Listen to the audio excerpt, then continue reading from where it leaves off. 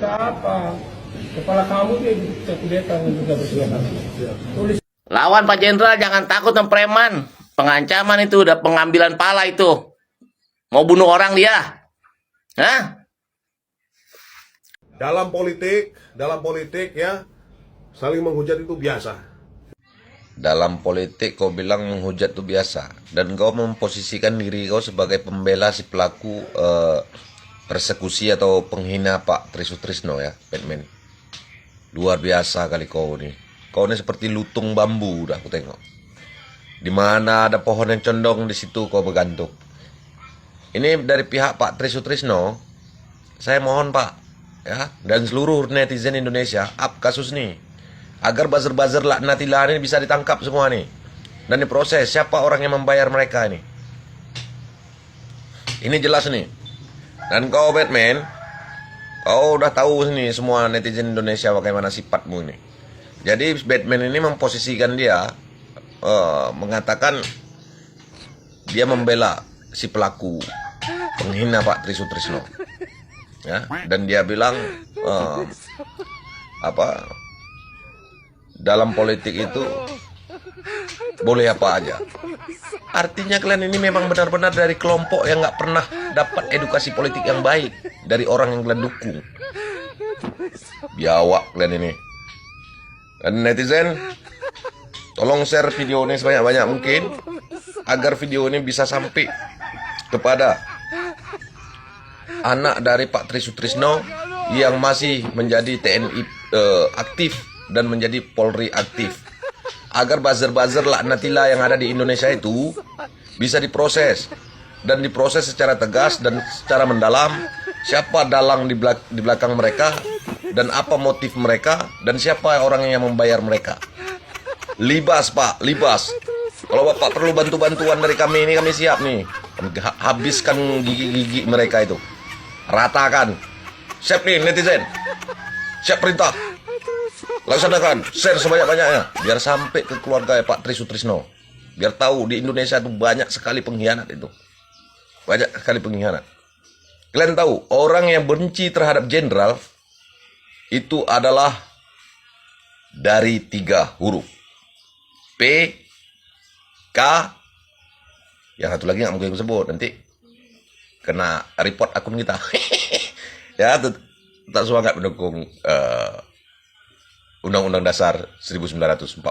Bravo. Yap, sepertinya para ternaknya Mulyono mulai keluar gua, mulai pasang badang untuk Mas Wapres. Dan saya kira apa yang menjadi pernyataan dari Hercules ini lebih parah daripada Arul.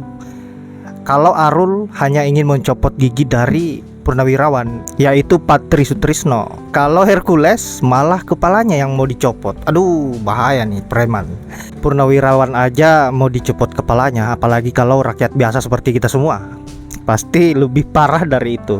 Purnawirawan yang begitu berjasa terhadap negeri ini seolah-olah dianggap sepele oleh Hercules. Aduh, tidak mengerti lagi bagaimana pola pikirnya para penjilat ini, yang semakin kesini semakin barbar. Nah, video berikut yang akan Mimin tampilkan, di mana Kaisang juga kelihatannya pasang badang untuk kakaknya dan menjelaskan bahwa apa yang dilalui oleh Gibran mengenai persoalan pencalonannya menjadi wakil presiden sudah sesuai dengan prosedur. Dan apa yang menjadi pernyataan si Kaisang ini tentunya mendapat respon yang menohok dari Mbak Dopi. Nah, untuk itu tanpa berlama-lama langsung saja kita simak dulu seperti apa videonya. Adanya desakan dan tuntutan dari ratusan purnawirawan yang meminta Mbak Nopi Wapres Fufu Fafa diganti. Kemudian direspon oleh sang adik si tukang pisang, di mana si tukang pisang ini siap pasang badan untuk kakaknya. Orang-orangnya Jokowi keluar semua ya, Si kakaknya bersuara. ini dipilih oleh rakyat sudah sesuai konstitusi dan tidak menyalahi konstitusi. Sumpah, pernyataan si tukang pisang ini bikin gue ketawa ya, karena dia itu ngomong nggak pakai otak. Tukang pisang, lu nggak usah lah ngebahas konstitusi. Sementara ya, semua orang tahu, bahkan dunia tahu bagaimana prosesnya kakak lu bisa menjadi wapres itu dengan menyalahgunakan konstitusi ya, melalui paman lu si Anwar. Jelas ya, itu dengan merubah undang-undang hanya demi kakak lu lewat tangan paman lu, itu udah melanggar konstitusi, menyalahi konstitusi. Terus lu gaya-gayaan bahas konstitusi. Woi, mikir tukang pisang, anak karbitan, lu sama kakak lu nggak jauh bedanya ya, cuman cuman modal jualan nama bapak. Lu mendingan mikir ya tukang pisang, lu urusin tuh partai lu yang berlogo mawar merah yang nggak punya identitas. Kongres disuruh pakai baju hitam putih, sementara partai lu identitas dirinya warnanya merah putih. Terus karena buat ngejilat, buat naikin nama si Mulyono, lu suruh tuh anggota lu, kader-kader lu menggunakan pakaian hitam putih. Kelihatan banget ya, partai lu nggak punya identitas, nggak punya jati diri, berbeda dengan partai-partai lain. PDI Perjuangan dengan merah hitamnya, Hanura dengan warna kuning orange kunyitnya, Demokrat dengan birunya, Golkar dengan kuningnya. Kasihan ya, ya beginilah efek ketua umum partainya hasil karbitan modal jualan nama bapak. Jadi nggak punya kualitas. Mikir ya tukang pisang kalau mau ngomong masalah konstitusi. Oke. Tukang pisang. Bijaklah bermain kata di dunia maya.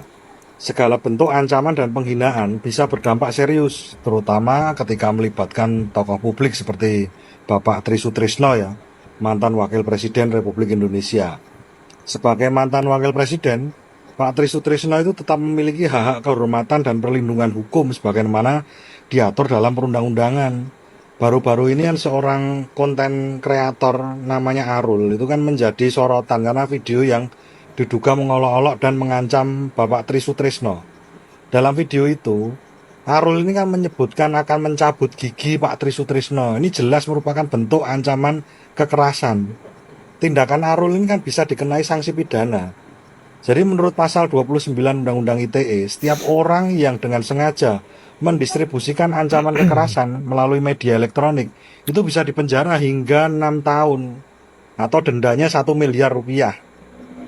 Ancaman mencabut gigi itu termasuk ancaman fisik yang menimbulkan rasa takut pada korban.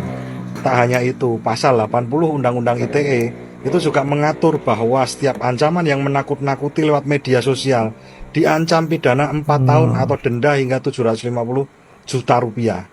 Selain itu, pasal 335 KUHP tentang perbuatan tidak menyenangkan dan pasal 140 KUHP tentang ancaman terhadap pejabat negara atau tokoh penting itu juga relevan.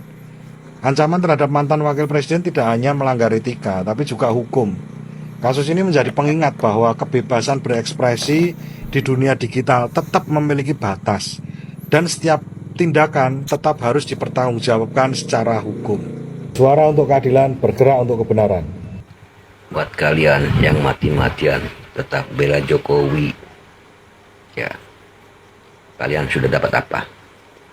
Sudah dapat endorse sebagai buzzer, sudah dapat pangkat jabatan, sudah dapat harta, kemewahan.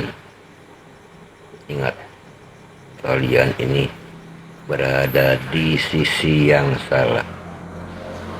Dalam hal ini ya, dalam menyadarkan orang-orang yang Mulyono atau pengikutnya Mulyono, ya saya hanya cuma mau bilang, wahai kalian, sadarlah sebelum kalian disadarkan ya. Mabok kali.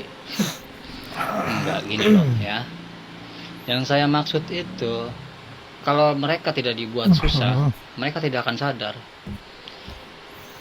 Dibuat susahnya dengan apa? Dengan keadaan. Keadaan apa? Ekonominya. Saya akan buat susah, kalian lihat aja nanti. Pegang omongan saya, ya. Omongan Jokowi, apa omongan saya yang benar? Kita lihat aja nanti. Ya. Yang kalian agung-agungkan bisa menolong kalian atau tidak, gitu loh ya. Kita lihat aja nanti.